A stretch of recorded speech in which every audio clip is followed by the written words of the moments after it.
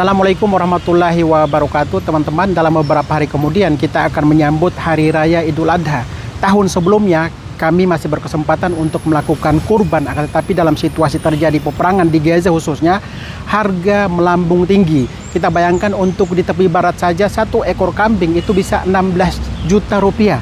Sapinya untuk di tepi barat lebih dari 100 juta. Dengan demikian untuk tahun ini tidak memungkinkan. Kami membuka kesempatan kepada Muslim Indonesia untuk tetap memberikan daging, yaitu program sedekah daging untuk warga Palestina baik di Indonesia, di Jordania, dan juga di tepi barat. Semoga teman-teman saudara-saudara kita di Gaza pun bisa menikmati daging kurban untuk tahun ini atas izin Allah Subhanahu wa taala. Teman-teman, untuk NPC sendiri hanya membuka sedekah daging bagi warga Palestina. Nanti silakan berkoordinasi dengan teman-teman NPC untuk bisa dimaksimalkan memberikan hadiah daging bagi warga Palestina. Terima kasih. Assalamualaikum warahmatullahi wabarakatuh.